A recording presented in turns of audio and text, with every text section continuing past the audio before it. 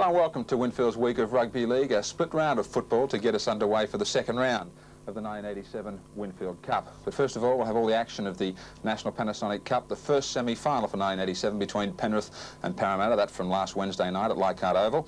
Also the Saturday match of the day between South Sydney and Illawarra. All the action of the Sunday State Bank big game between Cronulla and Canberra. And all the highlights of the only other clash on this split weekend of football, the clash from Arana Park between Western Suburbs and Penrith. But first of all, our week got underway last Wednesday night at Leichhardt Oval, the first semi-final of the National Panasonic Cup between Penrith and Parramatta. The Eels, as always, trying to ride high on the shoulders of Peter Sterling, and Penrith likewise on the shoulders of Greg Alexander. Hello there and welcome to the first semi-final of the National Panasonic Cup for 1987 between Parramatta and Penrith. And brother, is it cold out here at Leichhardt Oval. Believe me, even the Eskimos are going for cover tonight. Well, the best guide to form goes back only 3 days ago when the Parramatta side put the cleaners through Penrith by 23 points to 10. Now, the Parramatta side that we've got going around tonight is a fairly familiar-looking unit in light of the injuries they've had and the players they've got back. Taylor, Hunt, Muggleton, Wolf, Erickson, Kenny, Sterling, Laurie, Ford, Wynn, Jerd, Garland, Lee Beater, John Money, the coach. The same can't be said for Penrith. This is a very, very mixed bag. Robards, Robinson, Bentley, Izzard. Then comes Smith, Alexander, Fitzhenry, Van der Voot, Gear, Cartwright, Lee, Simmons and Vitanza.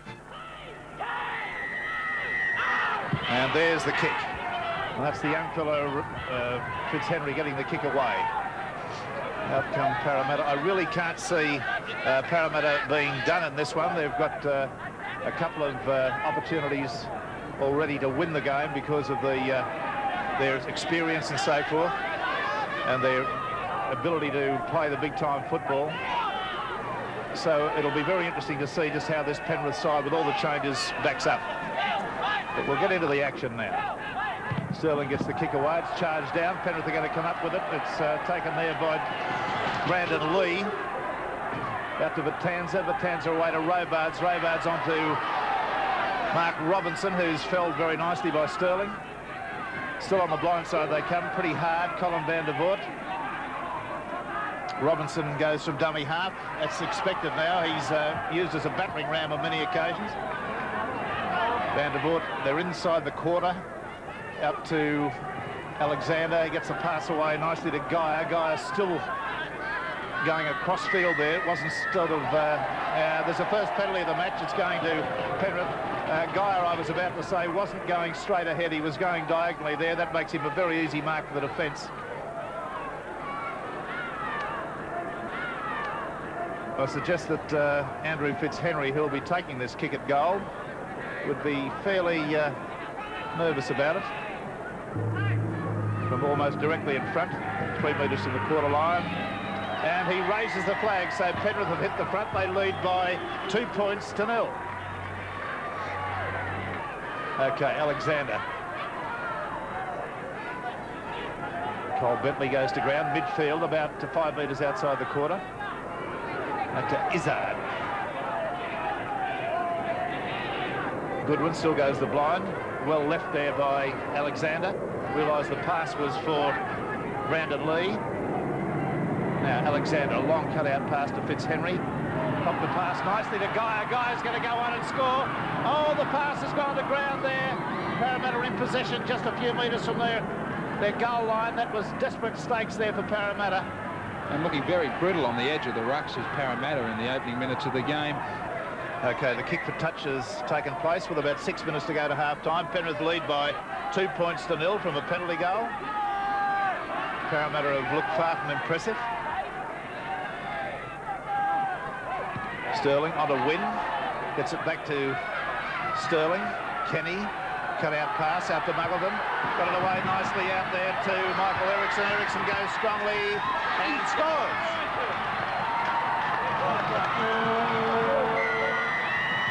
Good football there. The pass from Sterling was good, and the pass from... On the National Panasonic replay, good quick hands from Parramatta. Sterling saw that the position was on out wide. A quick ball out to Brett Kenny. And again, another shift, a cut out. He used a dummy runner. Muggleton quickly gave the ball to Erickson to give him a half-yard start. Lining up was Greg Alexander, as he always is in the cover defence, but plenty of strength by Ericsson to take the tackle and to go across the line. And Parramatta were the ones that were looking a little bit scarce out wide, but on this occasion, the quick hands from the Eels certainly caught them napping. And a good run from Ericsson. He had the head start on his opposite winger, but plenty of strength, as I say, to score the Eels' first try. Yes, that was pretty ordinary defence out there from the Penrith wing three-quarter. I was about to say it was a very good pass from Brett Kenny. He sucked the defence right in with that one, giving Ericsson the opportunity to go on the outside and use his pace, of which he's got plenty. The conversion attempt will take place from the quarter, right on the sideline. They'll be aiming for the left-hand upright.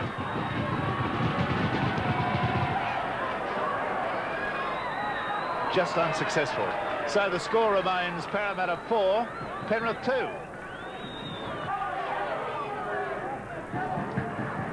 Muggleton did the little dummy there, and a player overran him, and he was able to get him behind him and kick.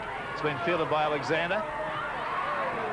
He always manages to beat the first couple of defenders that come to him. Fitzhenry away to Robinson. Robinson hit hard. If there's been a difference in the way the forward packs have taken this ball up, it's very simply been right here, where the Penrith man has taken the ball up lacking support. Parramatta, on occasions when they have hit the line strongly, there's always somebody there in support to try and take the ball on. Yes, well, that was very close to being regathered there, but Fitzhenry just overran it. Back to Taylor. Taylor goes to the quarter line before he's put down.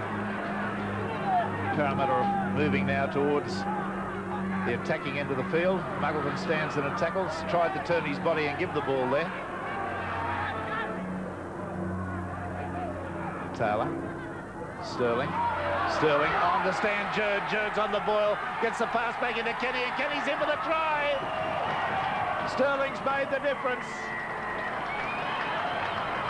A very creative bit of work there. You'll see that again on the National Panasonic replay. This is the difference I was talking about. When someone hits the line, there's always someone there in support for the Parramatta side. Excellent ball. He held it up well inside Stanley. Jurd playing only his second game in quite some time after coming back from a knee injury. Peter Stanley, a beautiful dummy, all the skills, held it up for Jurd. There was support inside in the shape of Ford. He looked outside, heard the call from Brett Kenny. He knows how to stiff out a try, and the Eels have picked up the one that they certainly did want. By Muggleton is successful. So the score now hastens on. Parramatta 10, Penrith 2, and we've got 10 minutes of this quarter remaining. Muggleton gets a kick away. Gets beyond the halfway line. Here's Brad Izzard coming straight ahead. He's tackled about 5 metres outside the quarter. Batanza. Simmons there at dummy half. 10 points to 2, 8 minutes to go. Brandon Lee. 1 metre from the quarter line. Simmons, Alexander. Beautiful footwork, gone right through the middle of them. Gets a pass away there nicely, and it's a try to Joe Batanza. Greg Alexander stepped through the heap of defenders there, went left, right. Beautiful stuff. Gave it to Joe Batanza, who scored the try. See it again. Very hard for a young man like Andrew Fitzhenry to put his stamp on the play. Alexander had to come up and take the first pass and try and get Penrith back into this game. Brilliant football by Alexander, the way he worked his way through the line, and well read by Joe Batanza, who showed pace to read it also and back him up. All the skills, Alexander. A glut of halfbacks in Sydney, Mortimer, Sterling, and this man. He might be playing in the 6, but he's going to have to start taking that first pass on a lot more occasions to try and get the Panthers on the roll. All the skills, and a great try by the Penrith Panthers. Andrew Fitzhenry to attempt the conversion. He's got it. He's got it. The crowd, which is quite good here tonight too, make no bones about it, even the freezing conditions. Parramatta 10, Penrith 8.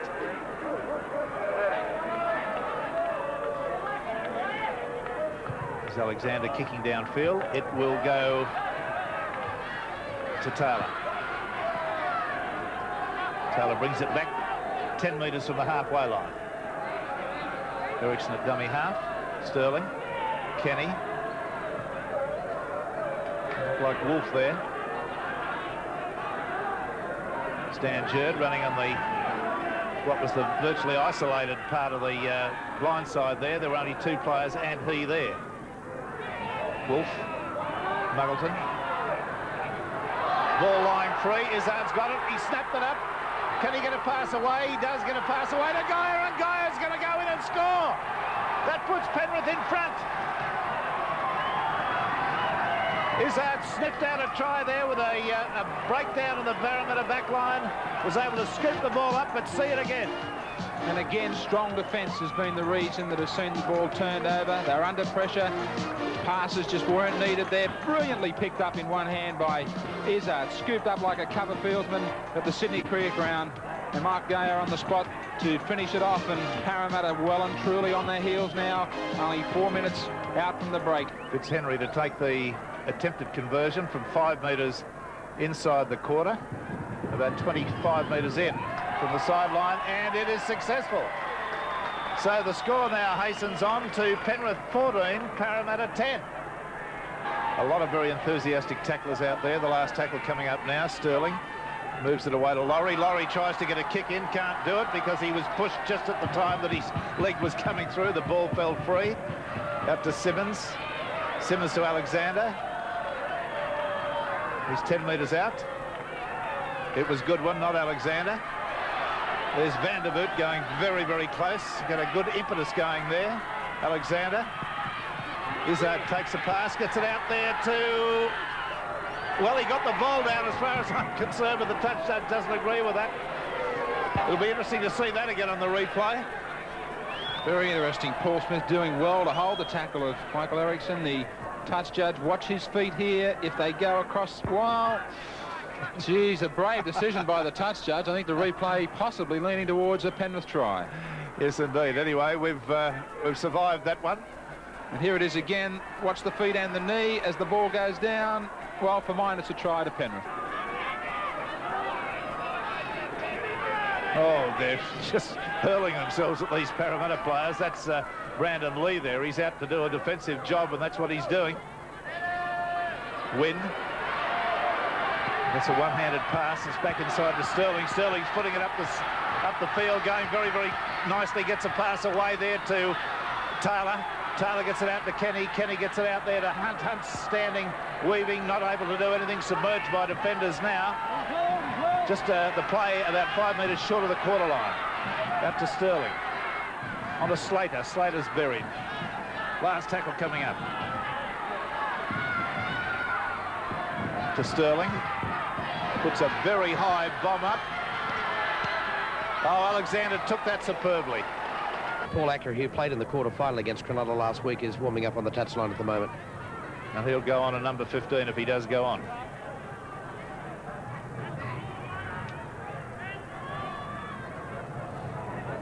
Well, it looks like Bertans is in some trouble with a leg injury.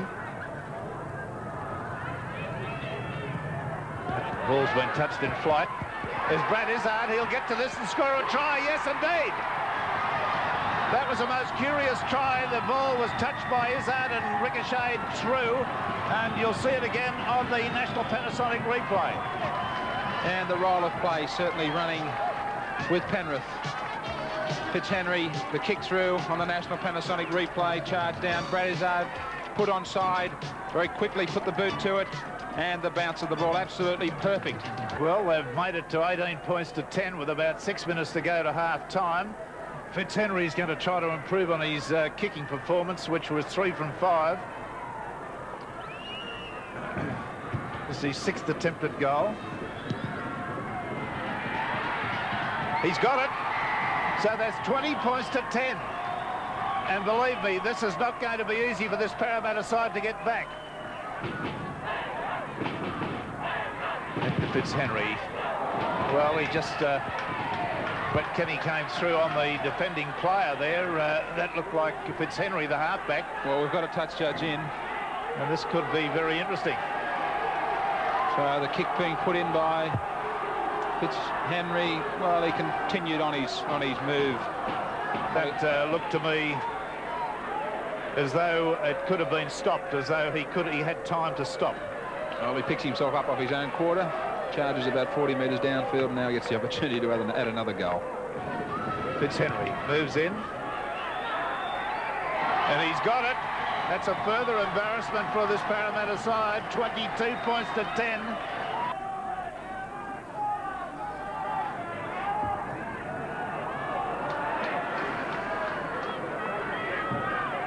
Simmons assessing who to give it to. It'll be Fitzhenry. He'll get the ball downfield. It's been kicked in flight. Sterling will get to it first. It's dropped by Taylor. And it's picked up there by Greg Alexander, and Alexander's over. Well, that is the death knell as far as I'm concerned for Parramatta's attempt to win the National Panasonic Cup.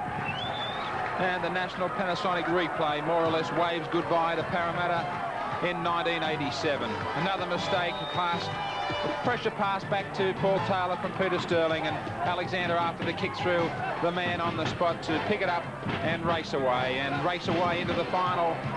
Will the Penrith Panthers go? Only the second cup final that they will find themselves in cup final history, the first in 1974. Here's the pass back from Sterling, a pressure ball to Taylor. He had to move to his left to take a high pass, and again, plenty of chases there from Penrith. They've shown more enthusiasm right throughout the game, as if there has been just that little bit extra determination to get themselves into the 87 National Panasonic Cup final. As we see Brett Kenny leaving the field. David Fordham, a change? Yes, a cut to the back of Brett Kenny's ear, which is adding another woes to Parramatta, and it appears that Steve Sharp's warming up on the touchline, and also Tony Chalmers, but I think Steve Sharp will be the man coming on.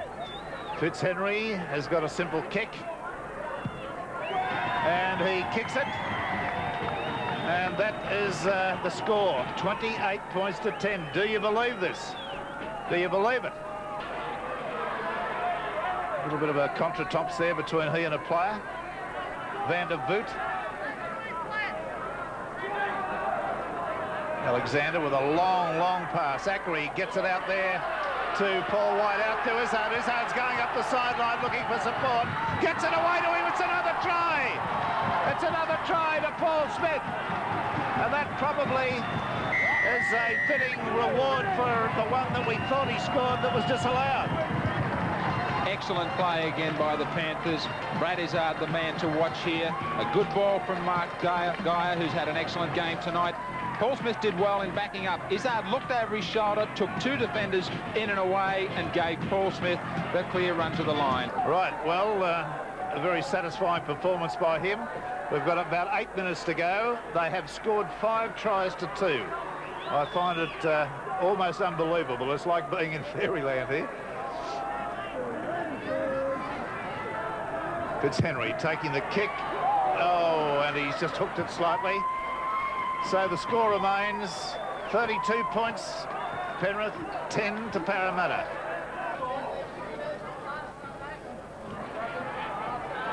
Oh, bless my soul, they're running hard. He's played strongly tonight, Mark Geyer. I'd like to see him when he comes into that situation. He's drawing 3 and 4 tacklers. Here's a try. That's to Sterling. The kick has been taken, and it's, as I've said, I don't want to be a smarty here, but I've been talking about people drawing the defence too far to them and having kicks charged down. Every team does it. Well, the National Panasonic replay shows that, and on so many occasions. Great to see Peter Sterling be rewarded for his continued effort with the side tonight with a try, but too many occasions sides leave the kicker posted, nobody back covering any charge downs like that. They're all heading upfield to try and get to the kick, and Muggleton's kick is successful, so the score now goes to 32 to 16. Only a minute to go in this semi-final, and there hasn't been a replacement player. Penrith using up all their replacements, and with that big score line, just happy to see it out with just the 12 men on the field. Ernie Garland going pretty close to scoring there. That's a Sterling. Long cut-out pass out to Paul Mears, and Paul Mears is in right underneath the posts. With a kick at goal to follow, that will be from this adjacent position. Very easy on the National Panasonic replay. The game's gone. Penrith, no doubt, have sat back, starting to think about the final already. Paul Mears picking himself up a try, and a very easy one. Well, I believe the siren's gone in the background, so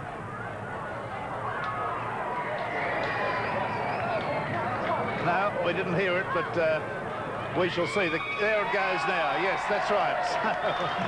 We've got it all over now. It's been a great performance by the Penrith side, who've done it very, very well. And there it is, Parramatta 22, 4 tries. Erickson, Kenny, Sterling and Mears.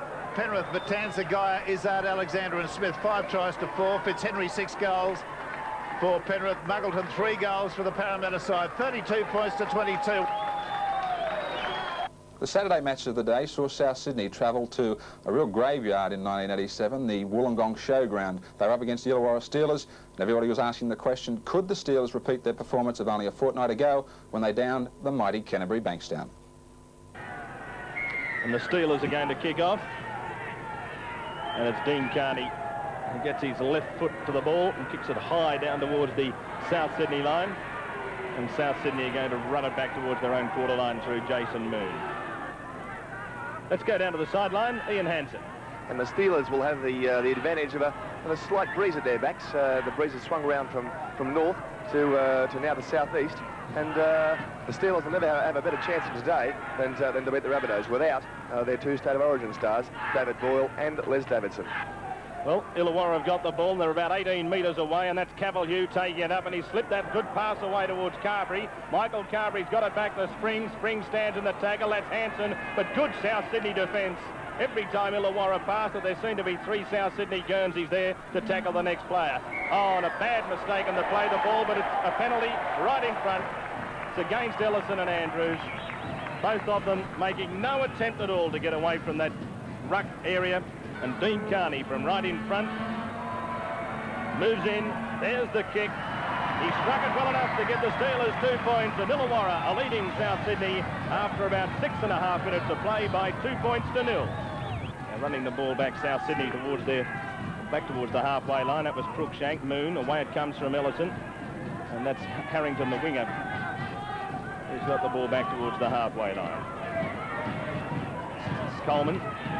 Mario Fenix coming away now from Ellison. The good pass away to Maven. Maven's got out of that tackle. Maven down to the quarter line. Maven across the quarter line. Good cover defence from the Steelers. It was Perry Haddock who was across there, the halfback, who tackled him around the legs. Maven really hates that decision. He feels that he was tackled in the field of play and then dragged across the touchline. The referee disagrees, and he's the only one that really matters. Well, it was a great tackle, covering tackle by Perry Haddock here. And you'll see Haddock look towards the touch judge and say, he's in there. Took a while for him to make the decision. Now Kissel running out wide. He couldn't get that pass away. Bradley was on the outside of him. Now Carney going from dummy half, and maybe Maven was a bit upset with the way Carney came in over the top to effect that second tackle. Good run from Spring. This man certainly coming in for plenty of attention.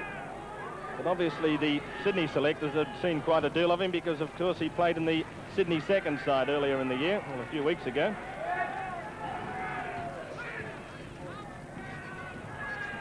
Now that's Michael Carberry, himself a former South Sydney player, as Perry Haddock gets his kick in up over the halfway line. Coming across is Crookshank. He got a good bounce.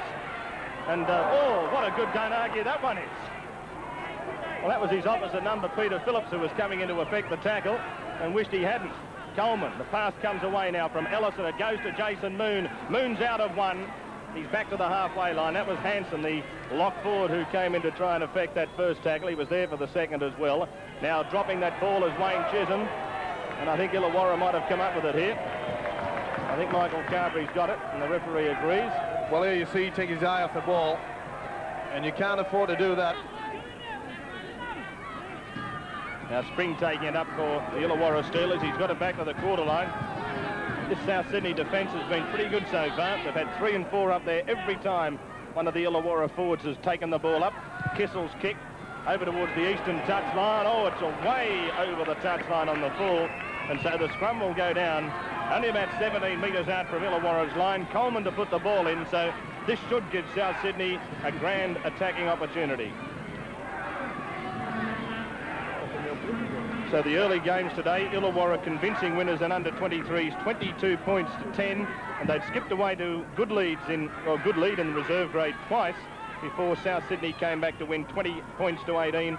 But the Steelers certainly had plenty of opportunities late in that reserve grade game, but just couldn't secure the 2 competition points. Paul Roberts running the ball up now for South Sydney. He's tackled about 19 metres out as he plays it now, and it comes from Andrews away to Coleman. Now Johnston down the centre, and Lindsay Johnston's going to be asked to play the ball just 17 metres out from the Steelers line as Fennick moves into dummy half. Blindside it comes to Coleman. The wide pass comes out to Paul Roberts again, and Roberts is still going.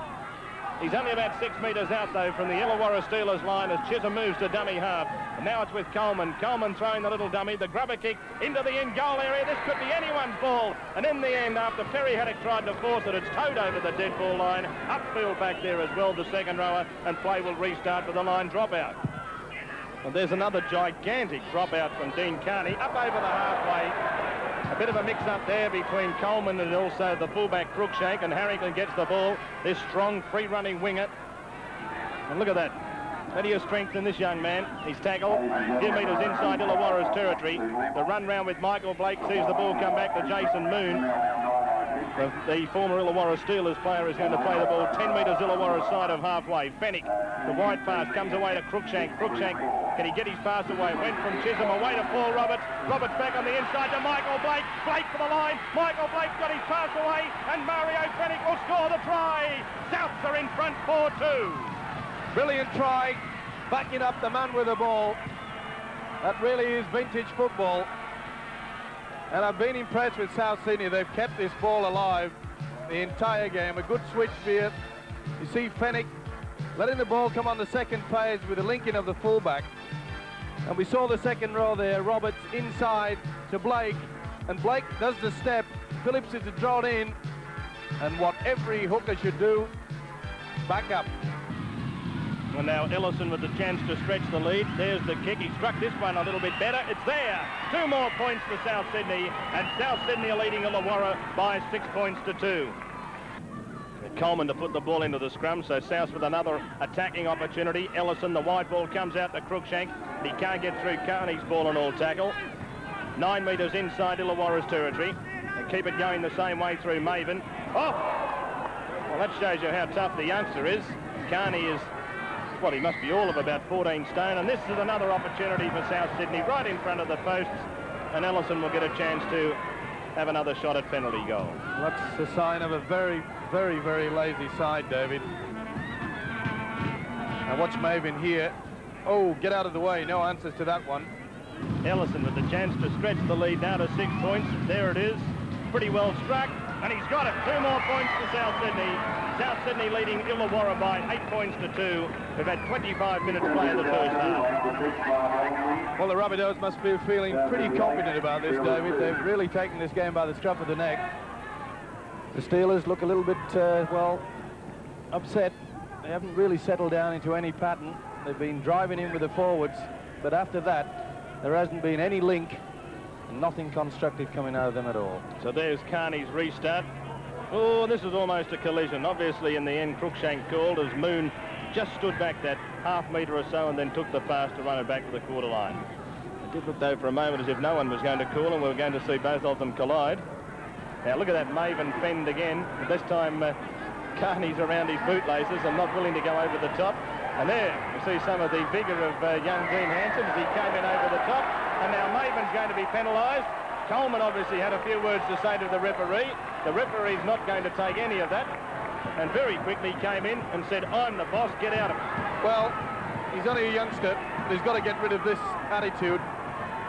All right, you've got to be tackled in this game, son, and that is stupid. He tried to, shall we say, attach his own head to the lock forwards, and it wasn't that Coleman was saying anything to the referee, David. He was going crook at Maven for giving away a silly penalty, and he's still talking. Carney. Chance to make it 2 out of 2 for the afternoon. Moves in, and he's got it. 2 points to Illawarra, and so with about 12 or 13 minutes still remaining in this first half, South Sydney leading Illawarra by 8 points to 4. Well, there'll be no message need to go out by the coach, George Piggins. The young centre will have a little glance up at the scoreboard, see those extra 2 points being put onto the Illawarra Steelers side of things. They'll be out there to make it up. There's the restart. And Kelly has knocked that on.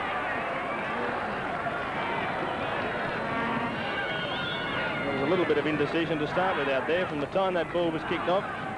Look at this. Well, that's been their problem, David. There you see. Bad positioning.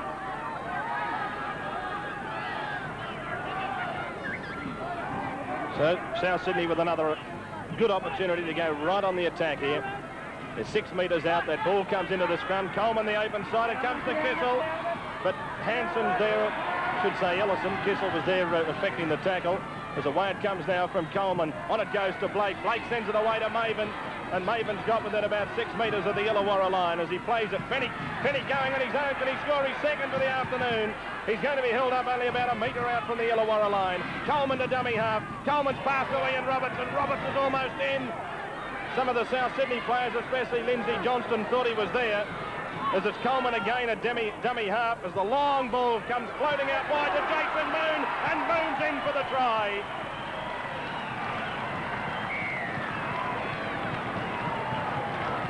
Jason Moon scoring the try against his old club, and Souths are now leading 12-4. The gamble was on, and this halfback took it. Beautiful spinning ball. No one at home, and this winger won't get him easier than that. Now look at the determination on this halfback. Beautiful long ball. Eat your heart out, Wally Lewis, and Moon in for an easy one. So here's Ellison so far today, 2 from 3. Yeah. That looks to be pretty good. He's got it. What a good kick. 14 points to 4, South lead Illawarra. 9 minutes left in the first half. Well, they fully deserve to have that lead, David. They've been by far the better side, more constructive. Illawarra being fits and starts. They've never really got into the swing of things. And Georgie Piggins. There's a good-looking hooker. My shoot, all hookers are good-looking. But he'll be quite pleased with the fact that he's got this handsome lead going into the half-time break. And that is another bad mistake. It's been kicked out on the full, and so South Sydney receive a penalty in the centre of the halfway. And when you're down, things really start going backwards for you. And I think their coach, Brian Smith, have a lot to say at half-time.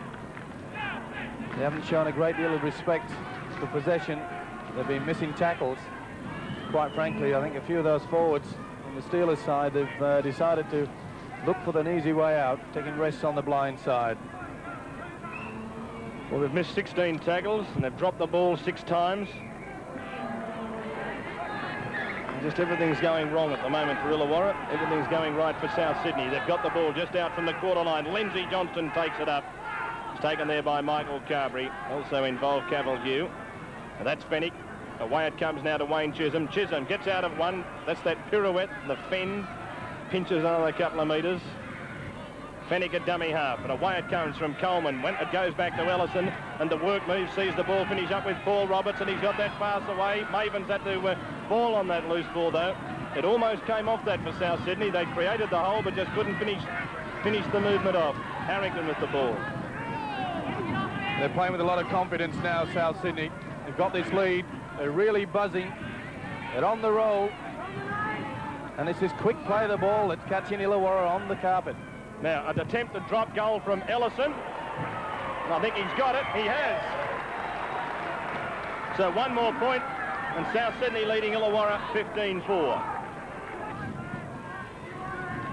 In a dummy half, that's Bradley. And Bradley well and truly wrapped up right round the legs by Fennick. And that's going to be a penalty. See, it took him a while to award that, but I think it was the right decision. Certainly was, and if it wasn't for the Illawarra player, I don't think the referee was going to give it. I think Michael Bolt was saying to the referee, well, he appealed to him. Fair enough. Said, give us a go, ref. Took a while for the marbles to click into gear for the referee.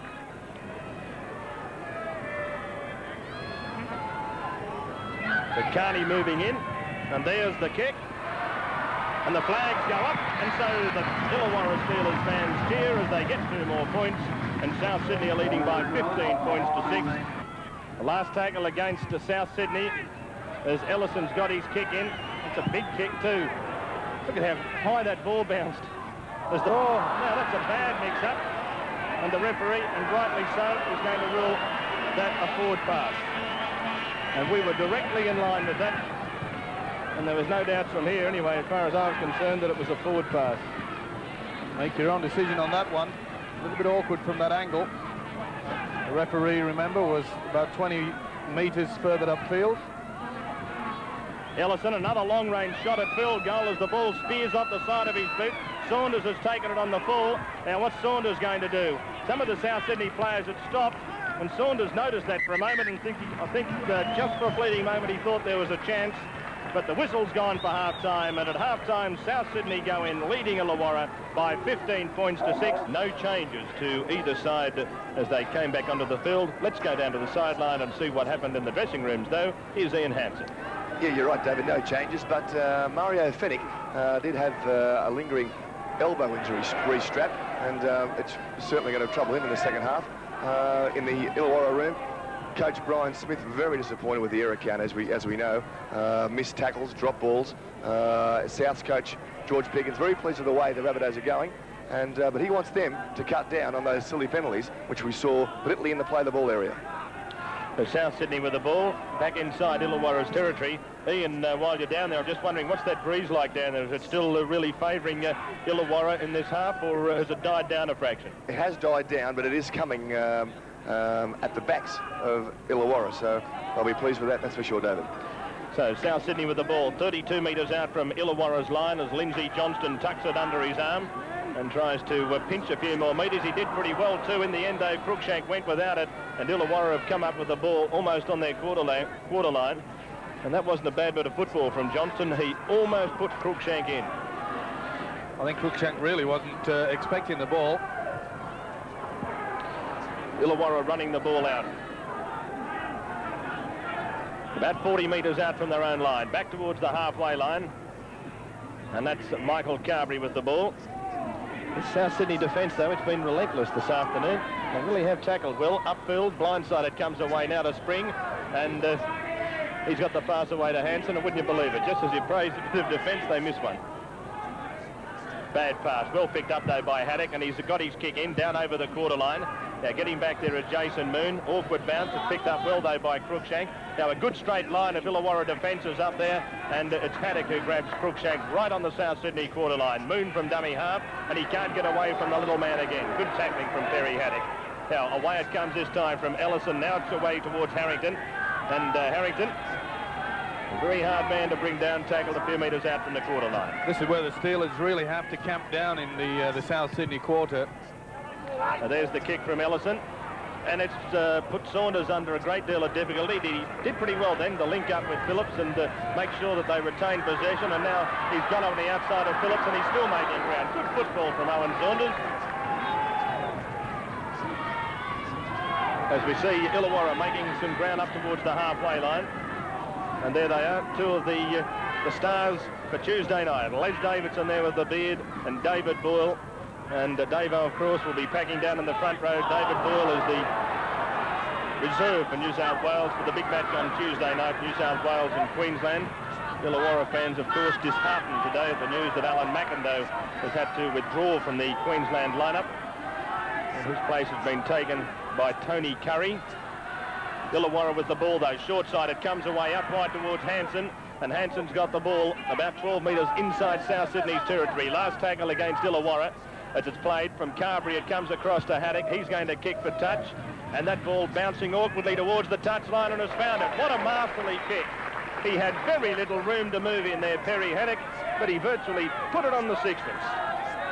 Certainly was a great kick. He gave himself plenty of room, switched it back onto the blind side.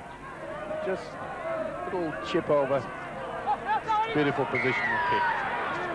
And now the penalty has gone against Illawarra, so all of that good work from Perry Haddock goes wasted because of the hands in the scrum, says the referee. And so South Sydney are now going to kick for touch and get themselves out of a bit of trouble. That's been the problem, David, that every time that the Steelers have camped in the South Sydney quarter, they've given away a silly penalty and let Souths off the hook. There's the penalties. Illawarra still leading 7-5, but where it counts most, the Souths leading 15 points to 6. Lindsay Johnston tackle, 10 metres his own side of halfway, a blind side that was going to go, but they decided to go up the open side through Roberts, and he's tackled. That's Ian Roberts, the prop forward. 2 metres still inside South Sydney's territory. Fennick goes the blind side this time, and Coleman makes a rare mistake, but Andrews was there to clean it up. He's wrapped up. Still just inside South Sydney's territory, and Andrews knocked that on. No risk at all. He did lose control of that before he went to play it. Well, he did 3 things wrong there, David. He dropped it, walked away from the mark, and never got his foot to it to play it. So Illawarra with the ball, and the work move sees Bradley straight down the centre. Bradley over the quarter line. Bradley trying to get away from Moon. He's got through the tackle. He sent the pass away. It's gone to Kelly. Kelly still with the ball. He can't keep it going though. Good football from Illawarra, and now there's going to be a scrum go down. Well, Bradley had his chance. Andrews to get up and play it. Fennick, the pass comes to Ellison. Another huge punt. Now Larder underneath it this time without any pressure. The long pass comes to Saunders. Now Saunders has a lot of speed. Tackle just outside the quarter line. Well, they're the tactics that Souths will employ all the way up to the final whistle now. They realise with this 15-6 lead, they can just control the game. The forwards are working hard. Sucking in the Illawarra defence, and when the opportunity comes, they get the link out wide. And that's Larder. Still 25 minutes left in the match. There's plenty of time for Illawarra, as long as they respect possession. Haddock, away it comes now towards the prop forward Cavill Hugh. Last tackle against Illawarra. Still just inside Illawarra's territory. The pass comes to Larder, and Larder decides to run it on his own now, puts the little kick in. Larder should get this ball back, he does. Larder now to the quarter line, he throws the long pass, it's picked up. Oh, Bradley and Kelly have collided, and both of them have mucked it up, and picking up the dregs is Michael Blake for South. Well, that probably typifies the sort of luck which hasn't gone Illawarra's way all afternoon. Well, what can you say, David? Here comes the crunch. It's bad enough playing against 13. You don't have to bring your own teammates into it. Kelly down injured, Malcolm Kelly. Michael Blake with the ball for South Sydney, and he's got it about 33 metres out. Plays it. Fennick from dummy half. Good run from Mario down to the quarter line.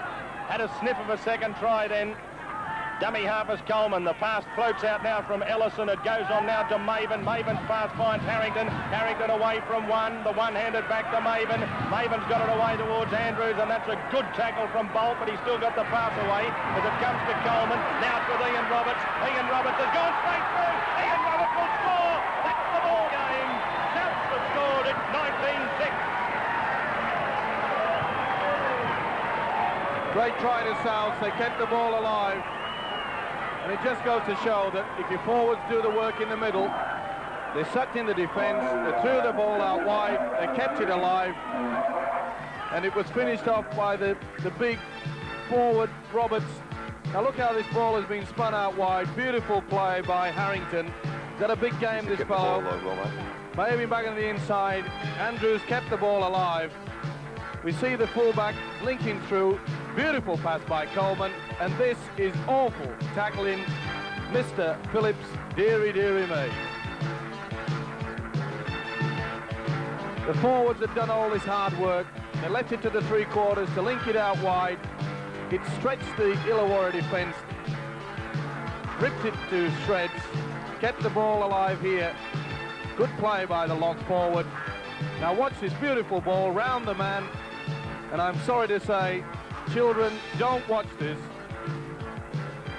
You've got to tackle low.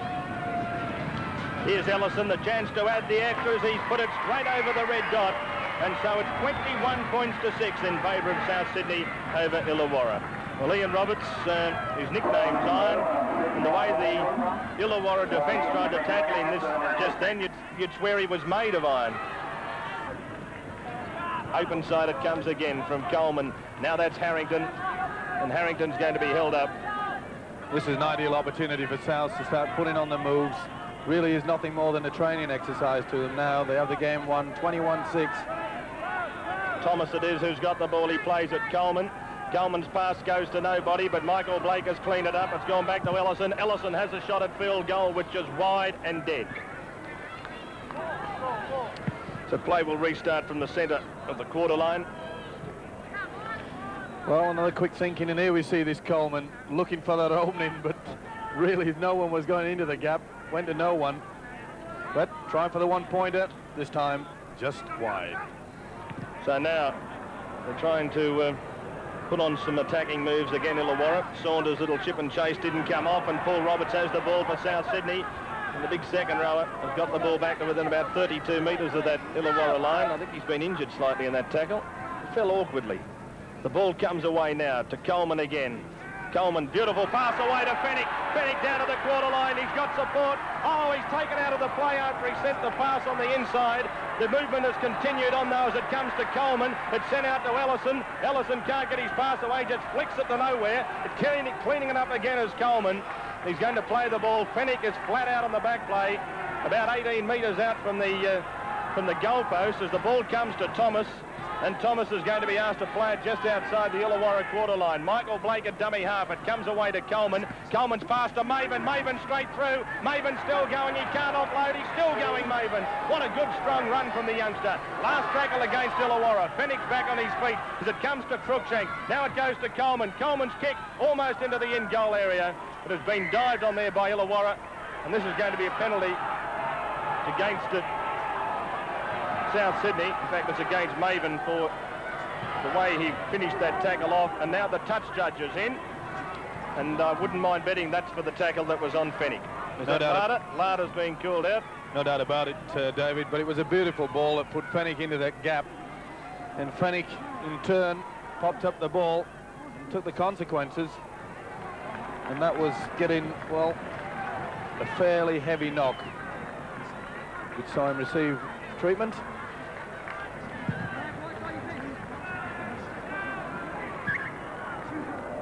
Paul Roberts leaving the field, and he really does deserve a big pat on the back for his performance. Well, this is the incident. There you see, there's no doubt about it. It was late, but I think on the chest.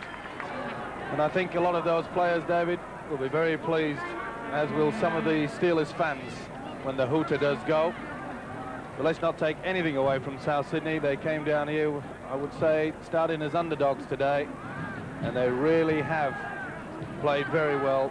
A good effort by George Piggins' boys today. And here he is, the work move. Michael Blake flying through on that kick. It's been pushed by Carney. Blake dives, misses, the ball's gone dead.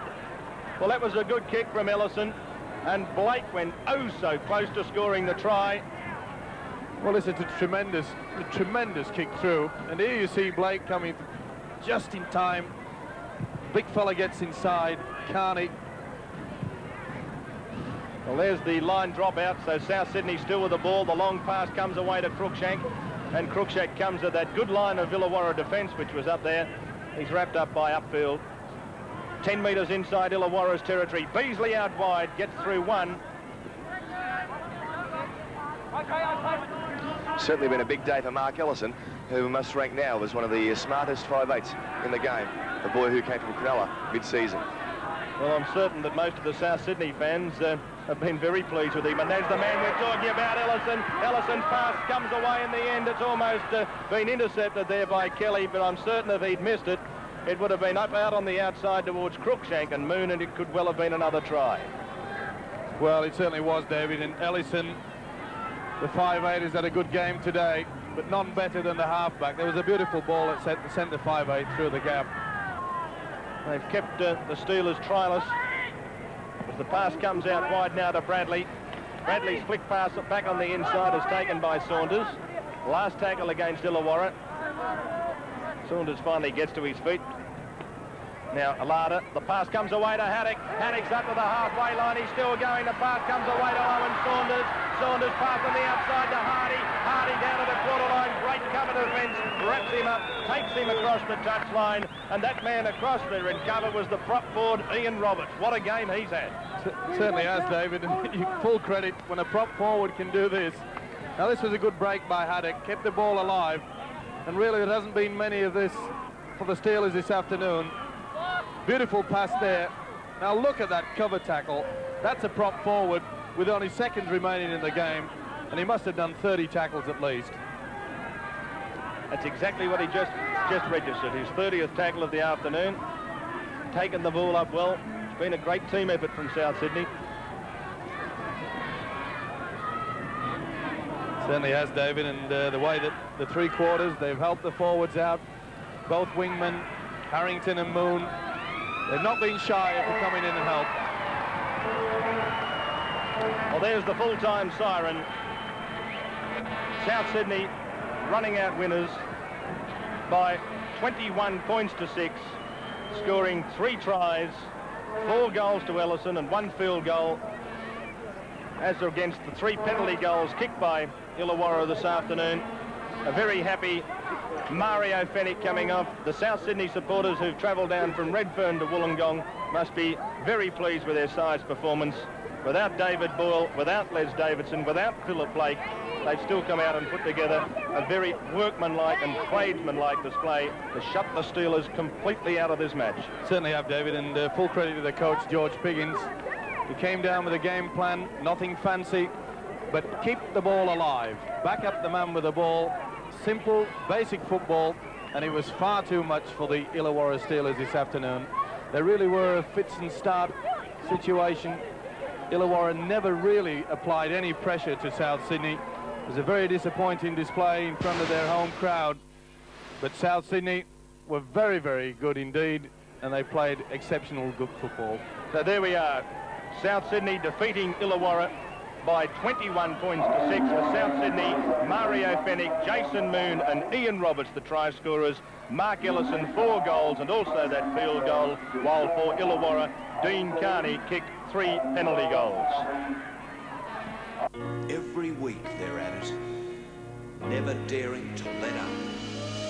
Because winning's the only thing that counts when you're playing for the Winfield Cup. It doesn't matter if you're famous or a youngster making his way. There's only one thing that matters, and that's how well you play. That's what the big game's all about. Giving it the best you can. Always being a leader, never bowing to any man. Giving it all you know, giving it your best shot, making every step a winner, proving what it takes you got. Every week they're at it, giving it their all.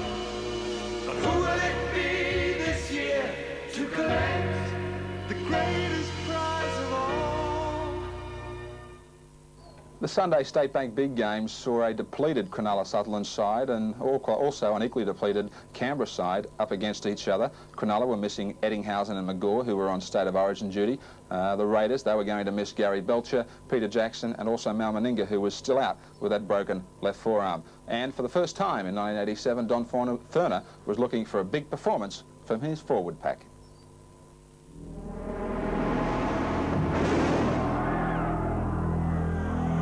The State Bank Big Game presents the Winfield Cup.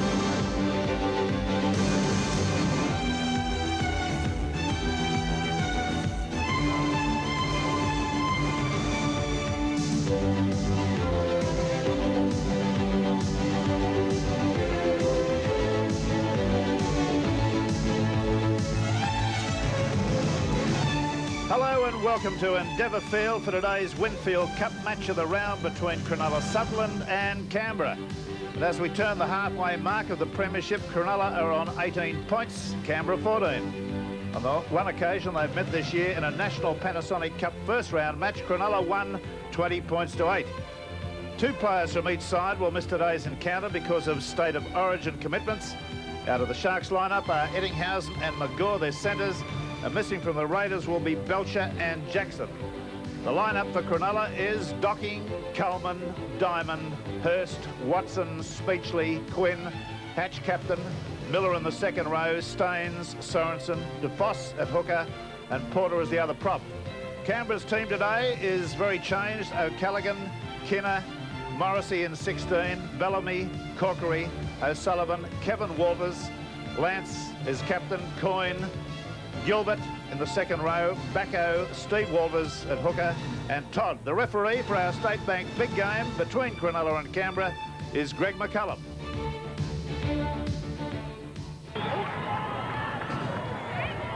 Well, we're ready to get underway with this pretty critical clash between Canberra and Cronulla.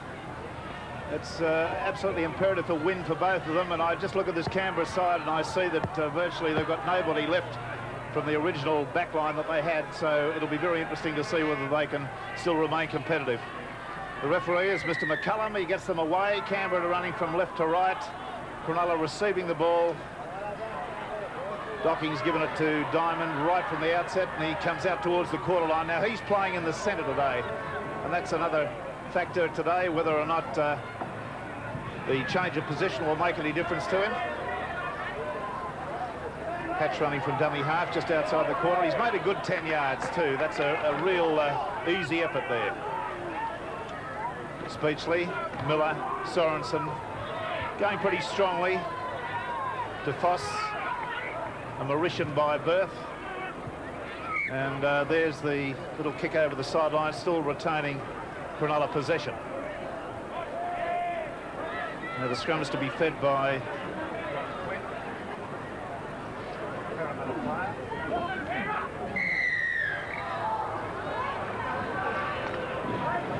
and the first penalty of the match goes to Canberra. Mr. McCullum usually fairly strict on the scrummaging. Craig Bellamy takes the kick. It's a good torpedo punt. Takes play just inside the quarter. Kinner gets it away to Walters. Walters on to Brent Todd. Big Kiwi forward. Out to Sam Bacco. Bacco knows the way to go, straight and hard. Got a run in that Queensland representative game there last week, the trial match, and went fairly well. Didn't get picked in the state of origin though. Waters switch back to O'Sullivan. The Gilbert's going to go very close. He's going to score. That's a one out of the blue. Well, after only about a minute and a half, just a straight-out switch of the play from one side of the ruck to the other, did the job. See it again. Very simply on the State Bank replay, switch of play by Kevin Walters down the blind side to Chris O'Sullivan, and Dean, the big fella there, Ashley Gilbert, just moving in and away. Cronulla being caught well and truly short on the blind side as we see John DeFoss come up and try and take a man out of the play. In and away goes Gilbert, and he stood Dane Sorensen up very, very easily.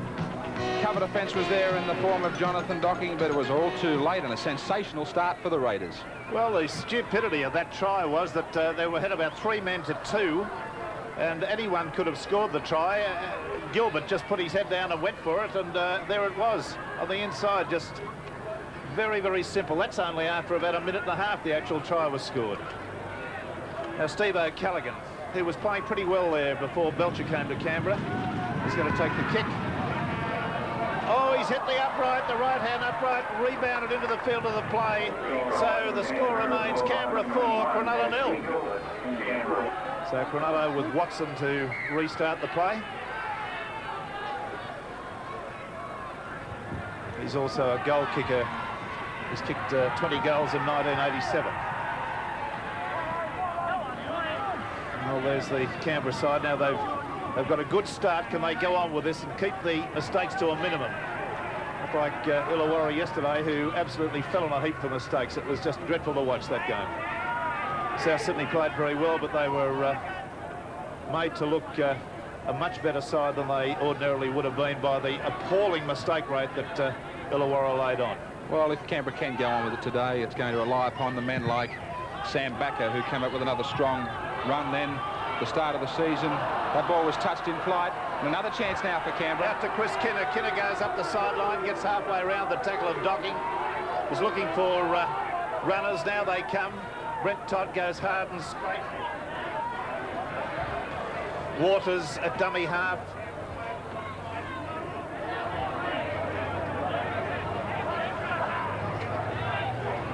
Still just outside the quarter.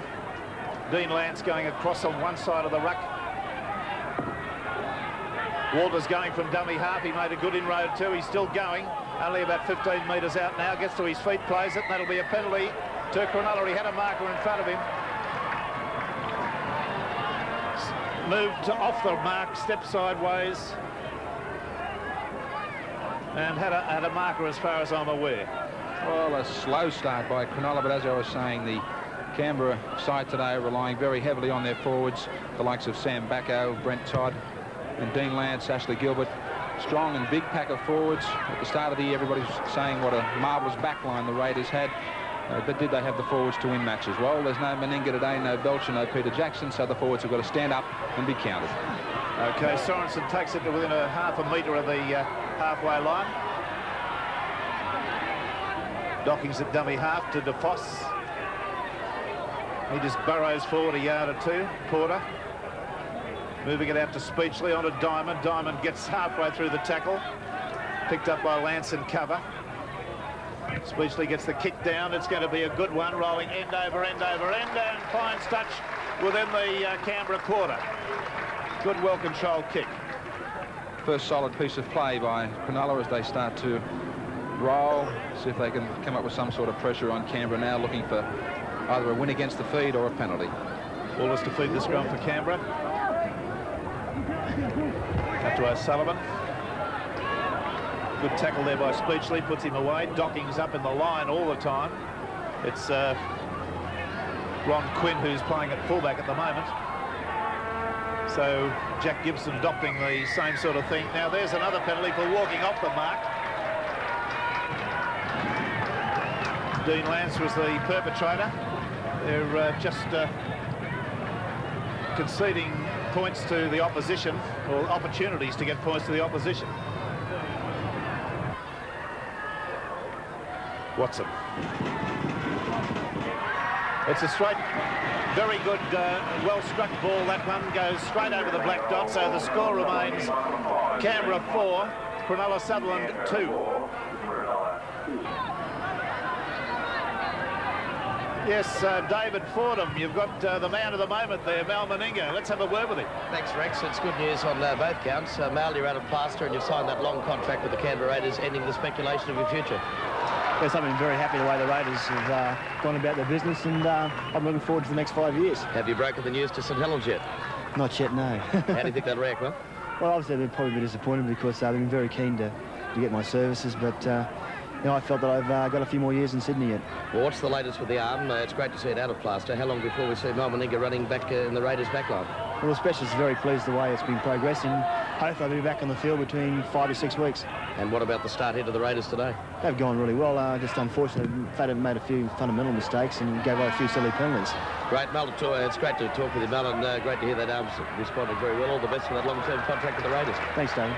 An absolutely top-grade tackle from O'Sullivan there to put Docking down to stop his run just outside the 10-yard line. A beautiful run and a beautiful tackle.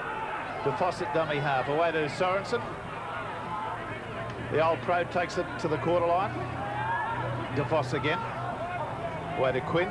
Throws the dummy. Tries to slip through on the inside there. There was no way.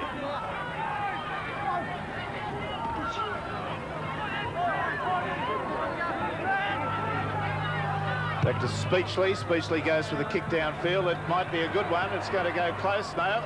Taken by O'Callaghan. He's running it back. Changes direction. And he's submerged on the quarter line. Canberra's end.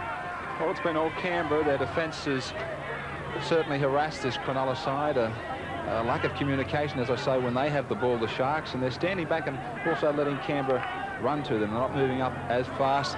Just a little bit dispirited. They just seem to lack some sort of real go and bit of drive.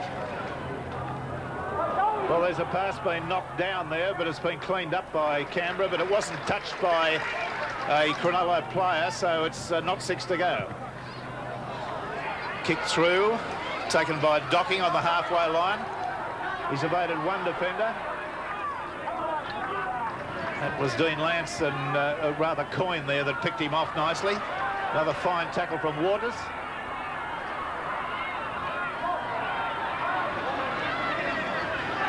To Fawcett, dummy half, midway between the quarter and halfway.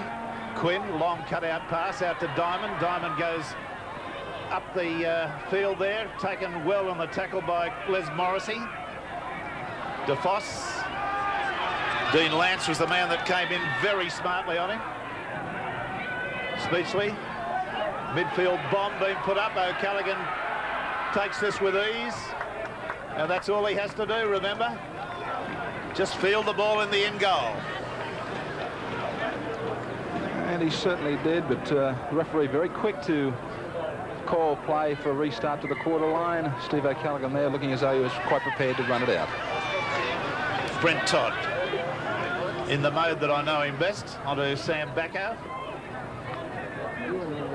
Well, Backo's had the ball stolen from him. Play on, says the referee. It's Ashley Gilbert. He gets a pass away there to number 4, Craig Bellamy. Bellamy will score. No, he won't. He's been ankle tapped by Sorensen. Gets to his feet, tries to go. If he takes my advice, he'll just cop the tackle now and get up and play it. They certainly have the numbers out left. Only out about 2 metres to go. Out to O'Sullivan. Out to Coyne. Coyne takes the tackle there. Midfield, it would have been much better to let the ball go. Les Morrissey at dummy half. Out to Waters. Waters goes strongly back on the inside. And they're off the hook. Cronulla have intercepted the pass through Docking. And that was a very near thing for the Cronulla side. But here they go again. Out to the same fella, Craig Bellamy, and he's in for a try. Well, again, mistakes by this Cronulla side. Very lackluster first half so far for the Sharks. Another drop ball, and just very simply on the State Bank replay, quick hands, and they have the numbers, and Craig Bellamy finally picks up the try that might have been deservedly his only a moment or so ago. Another drop ball, a very simple, as I say, quick hands.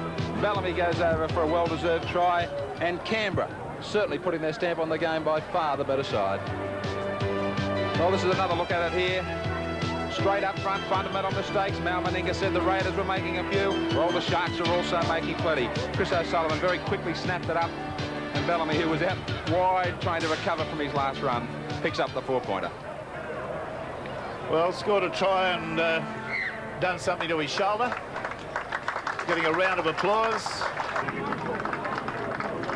Yes, I believe, David, they're going to replace him right off. No mucking about. Yes, Ivan Henjak's coming on. He scored a great try in that reserve grade win, Rex, and he's a very valuable replacement coming on at such a vital stage of this first half.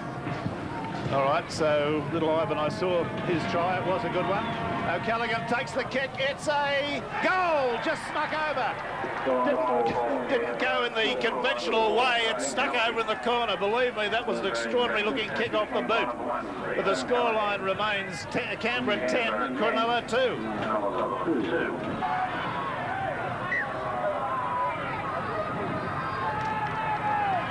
Watson gets the Cronulla side away. Callaghan takes it just inside his in-goal area, runs out nicely, and gets up towards the quarter line.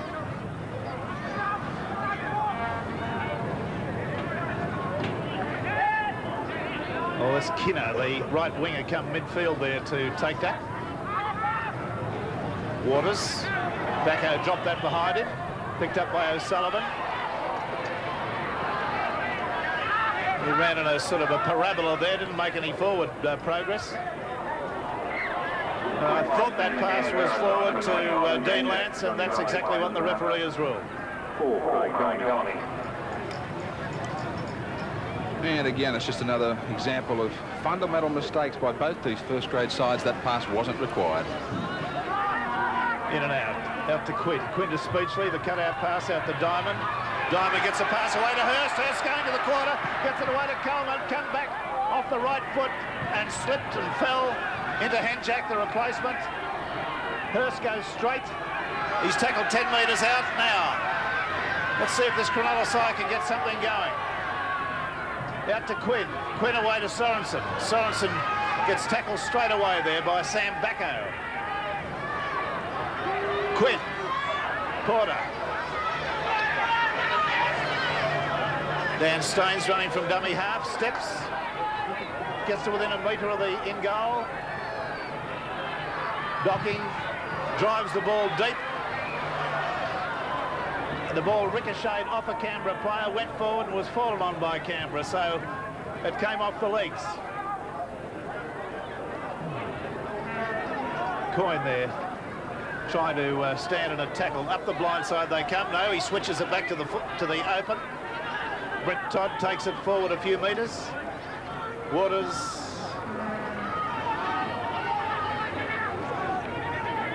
On to Bacco, onto Dean Lance. Chris O'Sullivan's made the break. He's given it in there to Waters. Waters gets it back, and he's got it away to Henjack, and Henjack's not in for a try. Beautiful tackle by Watson. He should be allowed to get to his feet. He does do that, and away goes the Canberra player over the line, and a penalty will be awarded against him. It's the handover to Cronulla that the referee has ordered here, but a brilliant try-saving tackle by Sean Watson, and really was desperate defence here, and the ball, well, now back-chatting by Canberra. The ball originally was just handed over for the 6 tackles for Cronulla. Now they've been ruled offside. Well, Sam Bacco seems to be the transgressor there, the one that said something to the referee. Gavin Miller takes the kick. That was a very astonishing performance, really. They've had the opportunity to score another try from 60 yards out and went within half a metre and then concede a penalty. Sean Watson still struggling on the Cronulla try line too after making that brilliant try-saving tackle. They can certainly thank their stars that the score hasn't raced away to 14. Voss, Miller, the run-around move, Speechley onto Docking. Cronulla have had the 4 straight penalties. Craig Diamond, and a beautiful tackle puts him down. That was from Dean Lance. Hurst, Miller, a midfield bomb. Taken by Speechley. Handover.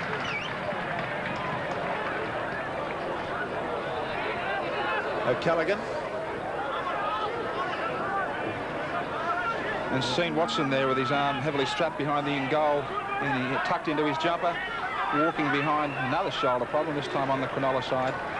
Interested to see just what Jack Gibson comes up with in the form of a replacement.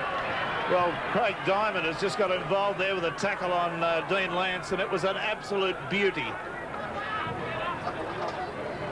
Waller's running on the open side, got a pass away late to O'Sullivan. Out to Ashley Gilbert,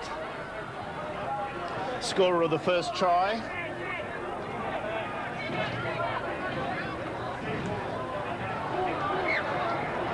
Well, that was out on the full.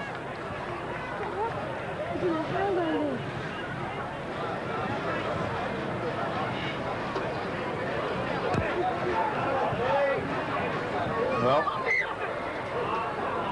Todd thinking it was his feed. Quinn. Oh dear, losing the ball on the first tackle. They ought to be shot for that. It's ridiculous. O'Callaghan, the fullback. Walbers, Todd, straight through the ruck, got a pass away, put the glasses down, Bacco will score, he's going to bolt.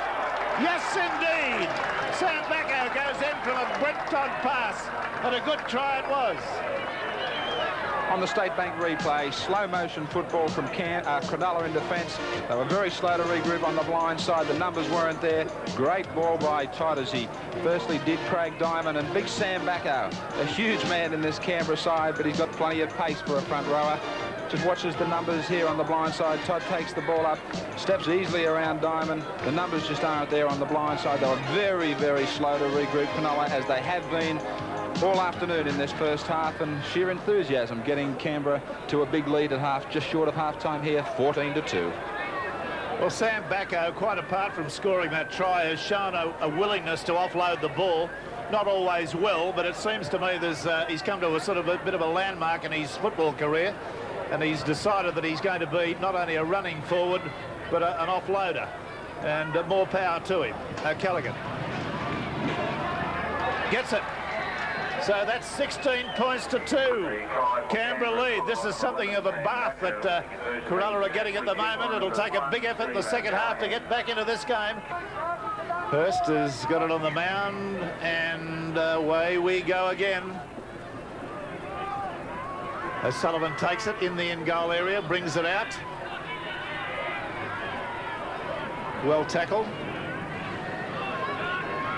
Dan Staines was the man that did that one. Corkery comes away with a stepping run.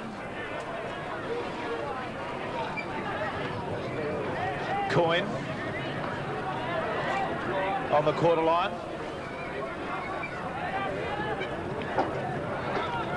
Ashley Gilbert.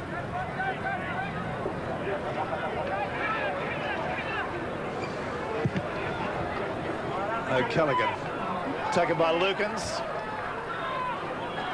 Spins out of one tackle, still going. Driven sideways. Docking, running beautifully.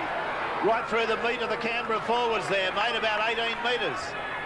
Spins it out now. Out she goes wide to Speechley. Speechley, quick hands to Hurst. Hurst couldn't offload it.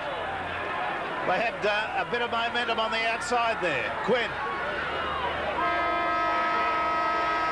Last desperate effort coming up now. The kick's been taken. And that will be the end of the section. So at the half-time break, it's Canberra 16, Cronulla 2. Canberra's tries, Gilbert, Bellamy and Bacco. Goals, 2 from 3 to O'Callaghan. For Cronulla, a goal to Watson, 1 from 1. 16-2, we'll be back with more action after this. Last season was a good one. The game's on the up and up. This year, it'll be even better. The battle for the Winfield Cup. True, we've lost some giants. They were a credit to the game. But we've also found some young'uns. They promise to be the same. That's what the big game's all about. It happens every year. We lose a few of our heroes, but find others who know no fear. We see them give it all they know. We see them give it their best shot. 'Cause whether unknown or famous, you gotta give it all you got. That season was a good one. We saw a big man walking tall. But who will it be this year to collect the greatest prize of all? Well, Jack Gibson's just come back up past our commentary position, and I hope that he's made one change. I hope that he's got Diamond back in the forwards again, where he's used to playing. It doesn't appear to me to be any value. We've tried 40 minutes with him, and there's been absolutely ineffectual. Hurst kicks off. O'Callaghan takes it and brings it back towards the quarter, about 5 metres from there. Waters onto Bacco, who's been one of the strong players. Giant of a man. Waters. Brent Todd, another good performer today. Set up the try for Bacco. Onto Coyne. Just playing it through the forwards at the moment. And the kick goes back, the pass goes back for the kick to O'Callaghan, who beats it downfield, is taken by Docking.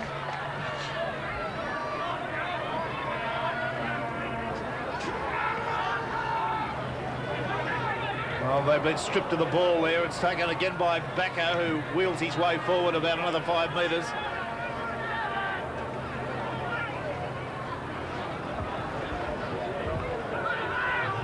Waters.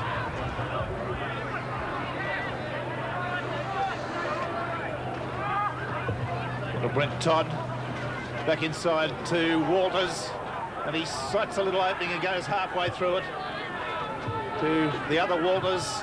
Sullivan, Henjack, Corkery, tackled hard on the Cronulla quarter. Henjack runs from dummy half, makes a good inroad, about 15 metres. Corkery at dummy half. O'Sullivan, the little grubber kick through, beautifully taken there by the wing three-quarter.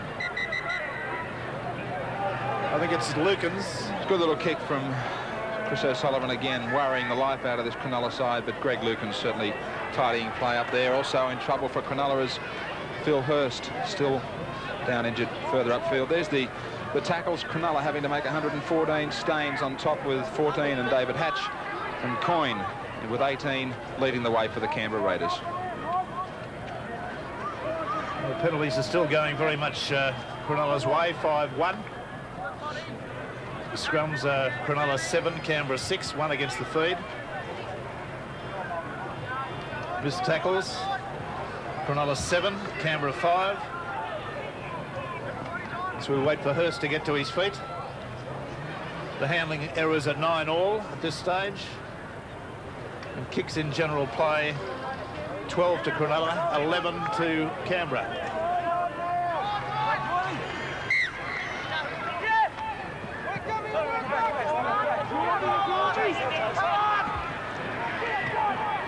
The Porter, who tries to get beyond the advantage line and can't do that. DeFoss, Gavin Miller. It's been the Canberra forwards defence that really has been the big difference in this game. Staines looks on the inside, gets a pass away there to the halfback Quinn. Little knock on there. Again, an uncharacteristic error, but one that logs itself as a rank stupidity, unable to pick the ball up a dummy half.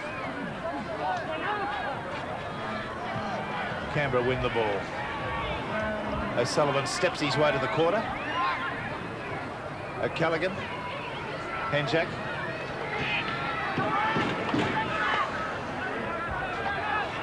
Still coming the blind side out to Dean Lance. Diamond the tackler. Henjak, O'Sullivan. Corkery, good pass there onto Ashley Gilbert, gets the pass back inside, it's gone to ground. And Cronulla are back in possession. Seemed like a golden opportunity there for them to make additional yardage. Michael Porter puts his head down and barges for 10 yards. Now Sorensen. There's another couple, 2 or 3. DeFoss at dummy half out to Speechley. Staines comes to grips with a tackle there.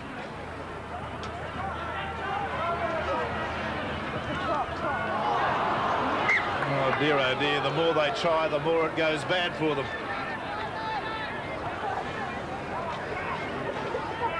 Speechley was the man who put that pass down.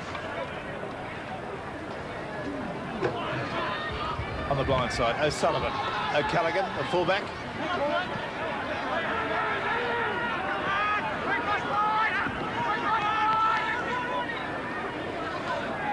Morrissey slowly to his feet. Coyne. About 10 metres out from the quarter. Switching the play across the ruck.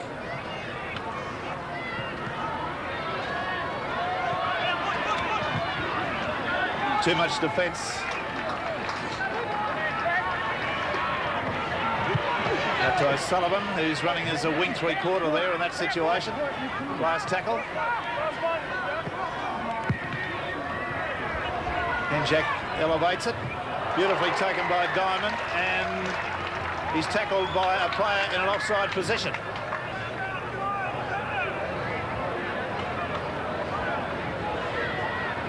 Yes, David, you've got a change in the Cronulla lineup. Yes, Philip Hurst coming off with an injured left knee, Rex, and the player coming on a 7-year veteran with the Cronulla side, Jim C. But with Sean Watson, I've seen Watson off, and now Phil Hurst, certainly goal-kicking problems in this Cronulla Southern side. Jim C., who had a season with Manly Warringah some 7 or 8 years ago. On the tap restart. Glenn Coleman coming around there. Sorensen. Gavin Miller. And it seems to lack inspiration, this team, at the moment. Speechley, good pass out to Diamond. Diamond taken out of it with a very strong tackle. It has been poleaxed. Now this could be an interesting one because there was an attempted high tackle just prior to half-time. Well, It was high without being dangerously high, but Sam Bacco was the man I noticed at half-time that Greg McCallum called aside for a caution as the players were leaving the field before half-time.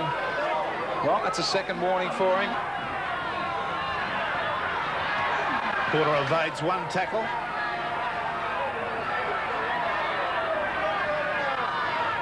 Staines. Oh dear, oh dear. That was an orthopaedic pass, that one. Here's Gavin Miller coming through the middle of the ruck, got a pass away. It's still on out here at the moment. Oh, and it's been knocked on by Craig Diamond. They've all lost it. There's a great opportunity there for Cronulla from the snap up of the loose ball. Always under pressure, though, the way they were trying to shift it with a quick hand. Craig Diamond couldn't latch onto it. What was required was for the ball to be allowed to go straight out to Jimmy C, but the knock-on being forced by Craig Diamond. And Dean Lance, the man being called out by referee Greg McCallum, going back a couple of tackles for a very high tackle on Michael Speechley. There's Walters getting that ball into the scrum and out again so smartly. O'Callaghan at dummy half, away to O'Sullivan.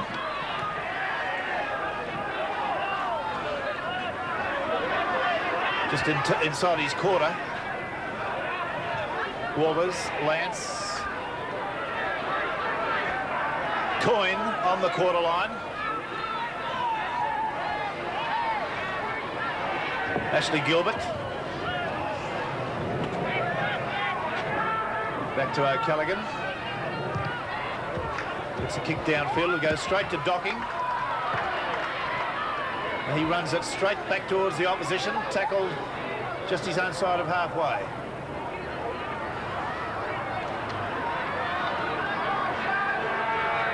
Fosses just near the halfway line. Speechley, Quinn, cut out pass. Staines was the recipient of that one. Hatch onto Gavin Miller.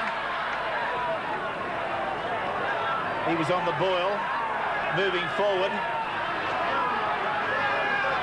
Staines, Speechley, Diamond. Has busted the tackle, got a pass away there to C. C back into Speechley. Away to Dan Staines, a bit of a go on here. Got a pass out. Oh, Lukens has put it down. Snatched at the ball, didn't come to him perfectly. But all the same, he was entitled to take that. Good strength. I don't know. Brent Todd ran 30 metres to get involved with that.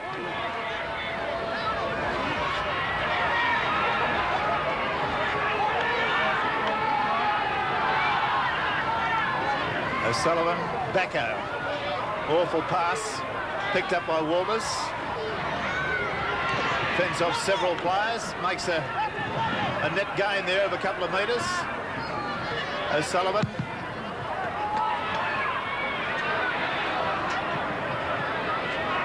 Docking picked off with a good tackle by O'Sullivan, who's been a very busy player for Canberra today. Lukens.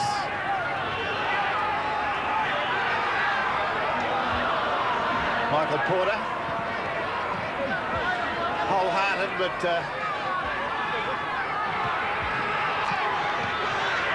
David Hatch now trying to go straight. Spinning it wide now, out to C. He made a bit of an inroad, but couldn't get his pass away at the end of it. Speechley. Back to Speechley from Miller.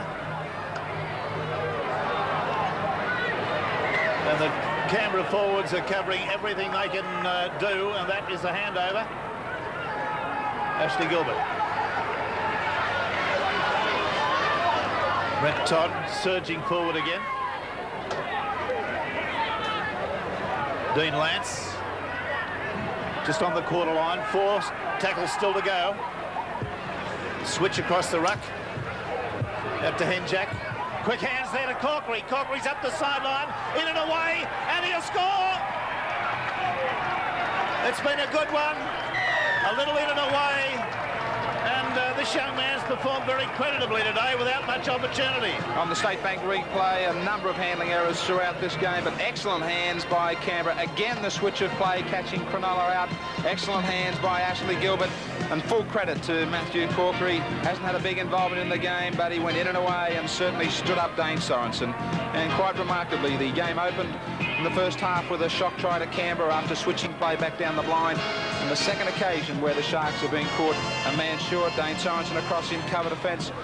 But big word, enthusiasm, and it certainly has been the difference between both these sides today as Matthew Corkery, only 22 years of age, celebrates another Raiders try. Yes, he's been a very good player today without many opportunities. He's just languished out on the wing, tackled it, done his tackling, fallen on the ball when it's been kicked through to him. And on the one occasion he's really had to run. Well, that was a great pass by Ashley Gilbert, but he still had two defenders to beat. O'Callaghan tries for the goal and doesn't manage it, so the score remains Canberra 20, Cronulla 2. And at the moment it's 4 tries to 0. We have 20 minutes to play.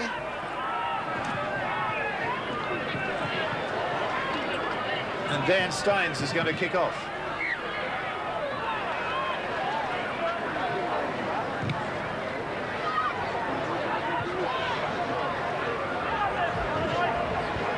Chris Kinnar, who several years ago came into the Canberra side and scored a try that I had logged him as probably the fastest man in rugby league, but he's slowed down a lot since then as he put on a bit of weight. Walters. Little half's gone strongly. Out to Bacco. Bacco to Henjack. Henjack's got a clean pair of heels. He's going strongly, looking on the inside now. Got a pass away to Corkery, and Corkery's going to go in and score number 2. It's a good one, right underneath the black dot. He's opened them up. See that again.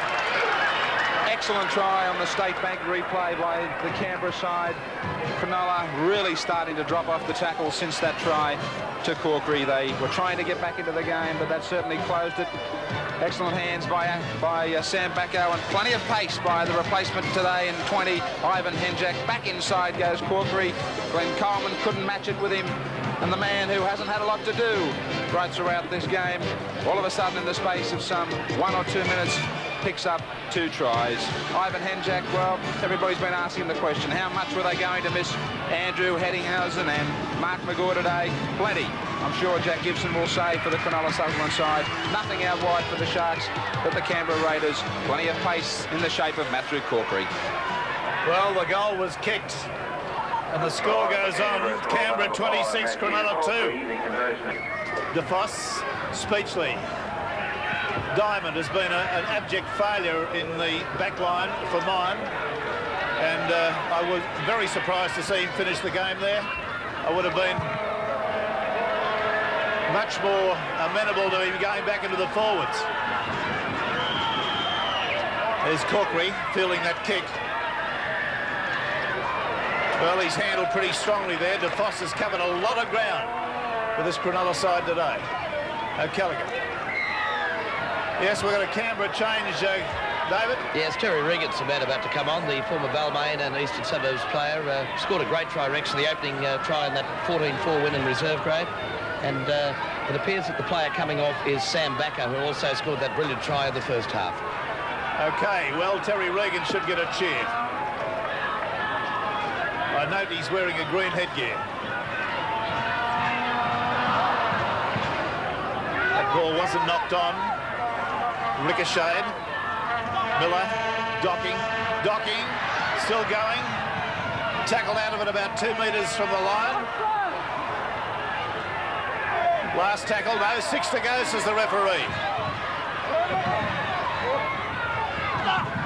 Well, Docking trying to lunge at the line there, but caught mid-dive and brought back. Porter. Well, they're resorting to just barging at the line. Gavin Miller.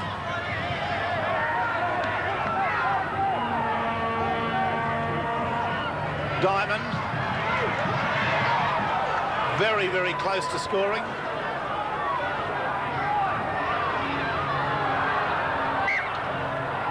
Well, DeFoss had the ball knocked out of his hand there, but the referee has not allowed Canberra to come up with it. Ashley Gilbert dived on it. There's Bacco coming off. He's a giant of a man. Cronulla's ball out to Speechley on a Docking, and Docking's in for the try. Well, I guess it had to come. It certainly had to come through sheer weight of possession. They've had the penalties 10-1. They've come up with a scrum win near the line. Blindside move where they had the numbers. Well read by Ron Quinn and also Michael Speechley, two of the consistent players for the Sharks this afternoon. And nice hole for Jonathan Docking to find himself. Quinn and Speechley have tried hard all day, but they've been playing behind a forward pack that's certainly been dominated by the Canberra Raiders. And some sort of cheer coming up for the Cronulla fans.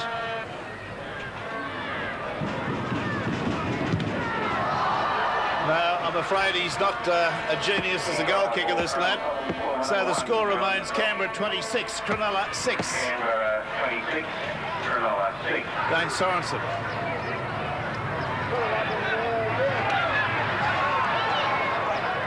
McKinnon's taken that one and brought it back towards the halfway line. O'Callaghan. Walters. Todd. Sullivan.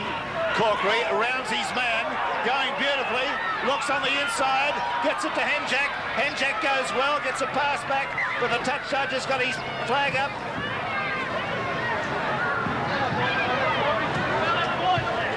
Another change for the Canberra Raiders, David. Yes, I mentioned Ivan Henjack was a vital replacement in that middle part of that first half. He's come off after an outstanding contribution for the Raiders. And young Laurie Daly, a youngster from Junee, he played with Country under-18s and this year played in the City under-19 side that was defeated by Country at the Parramatta Stadium. Laurie Daly in number 32. Well, Canberra looking for try number 6. As Laurie Daly gets a pass away, it's a horror of a pass, but it goes well, and now it's gone to Keena. Keena gets the pass back in the inside. I think it's to Morrissey, and Morrissey's the scorer. And it's a tired Cronulla side. On the State Bank replay, a try that really shouldn't have been scored. Laurie Daly was looking for the cutout ball. It went astray. Greg Lukens was on the spot, but in and away goes Chris Kinner. He stood his man up easily, and back inside it goes for Les Morrissey to pick up another Raiders try. Too many numbers out in the back line. It's been a woeful display by the Cronulla side, but too much pace out wide, and the loss of Eddinghausen and McGraw has just become more and more evident as the game has rolled on this afternoon. O'Callaghan. And he's kicked the goal right from the sideline. Good one. O'Callaghan's 2 points make it Canberra 32, Cronulla 6. Okay, here we go. Staines kicks off. Regan takes it. Will charge at the opposition. Enthusiasm personified, this fella. Out to O'Callaghan. He's pulled over backwards. That should have been a penalty, but the referee a little bit... Walters has put that one down. It's been kicked backwards by brother Walters, and it's illegal. So the tap is going to be taken quickly. Hatch. Nicely out to Diamond. Back on the inside to Speechley. He's submerged by defenders. Hatch. DeFoss. Good pass to Porter. Gave him the ball a little bit quickly. Glenn Coleman taken out of it with a beautiful tackle right round the boots from O'Sullivan, who's got now cramps in the legs. And so he should. He's covered a lot of territory this afternoon for the Raiders, both in attack and this time in cover defence. You're not going to see a better one. The crowd is slowly wending its weary way back to the Leagues Club. the disillusioned Cronulla supporters. I really am staggered at Diamond being allowed to stay out in the centres. I know that one man doesn't make a difference, but to bring him back into the forwards and have him running off the edge of the ruck would have been something that he's been used to doing. He's made some pretty awful blunders out there in the backs today. Well, he must have been given a bit of a roving commission. I think the game was well and truly lost in the forwards, and I thought especially in the first half there wasn't much of a stamp put on the game by... I thought Gavin Miller was certainly playing a lot stronger in the second half, but in that first 40 minutes the game was won and lost, and that's where the Cronulla forwards didn't maintain their performance. There's a beautiful little bit of play there between the two brothers to get the number 7, the halfback, Walters, away. There's the other one, the hooker, going forward very, very nicely. They've taken play up towards the quarter line. Out to Regan. Regan to the young fella. Gets a pass away, and it was just put on the ground virtually. Corkery picks it up. That was young Daly. He looks a good mover, but he's thrown 2 passes, and both of them have gone to the ground. He needs to steady himself up a little bit. He's a fine specimen of manhood. Well, Dan Staines is off the field. Cronulla just packing a 5-man scrum, no replacement, as we're probably into the last minute of the game. Well, that hooter is just about to go, and it can't come soon enough for the Cronulla lads, I can tell you. They're probing at the moment, trying to see whether they can score another try, but it'll make little difference in the upshot. Out to DeFoss. DeFoss wrapped up with a ball and all tackle. Sorensen. Porter loses it forward. Picked up by Corkery, given to Bailey, to Ashley Gilbert. The kick downfield's been put. And Docking just allows that ball to go over the dead ball line.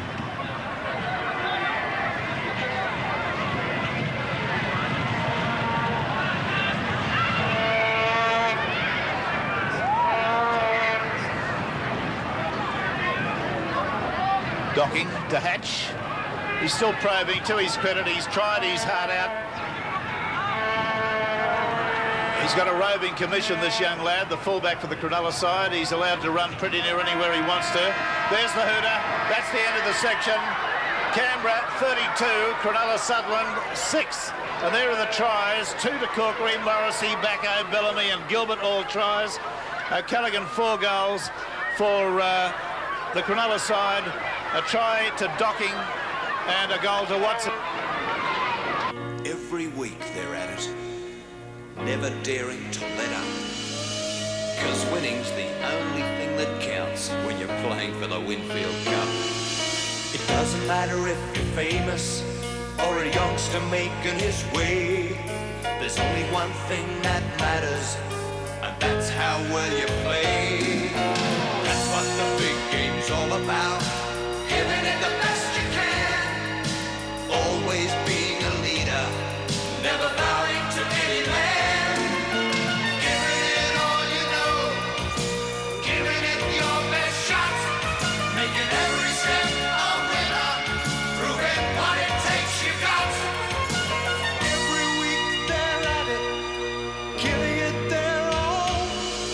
But who will it be this year to collect the greatest prize of all?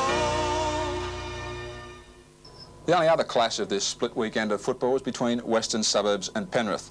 An upset was on the cards because there was a late withdrawal prior to the match. Greg Alexander was out of the Panthers outfit, and of course they were backing up from the Wednesday night clash. The Magpies and the Panthers from Arana Park last Sunday. At Arana Park, the Panthers were minus Greg Alexander and Royce Simmons. With the majority of possession, the Magpies made the most of that situation. Alan Feller gave his team a 6-2 lead at half-time. The Magpies made the most of any mistake Penrith made. A perfect Ian Schubert pass sent Doug Rawlings on his way.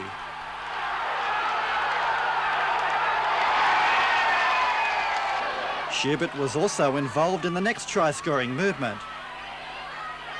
The ball went loose, being scooped along the ground. Philip Duke regathered before overheading a pass for Scott Tronk. Penrith saved some respectability when replacement prop Matt Goodwin scored with 10 minutes remaining.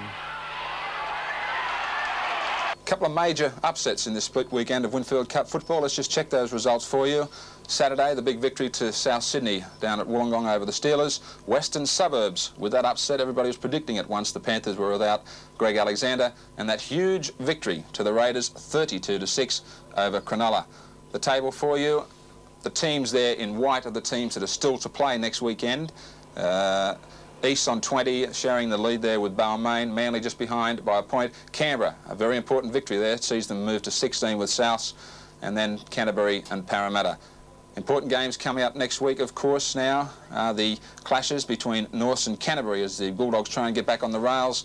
Balmain and Parramatta, a big one there. And next Sunday, the State Bank big game between Manly and the team starting to find some real form in 1987, the St George side coached by Roy Masters. Well, I trust that you've enjoyed all the action of this split weekend of Winfield Cup football. Plenty of upsets. Until next time we go around, Graeme Hughes saying goodbye for now.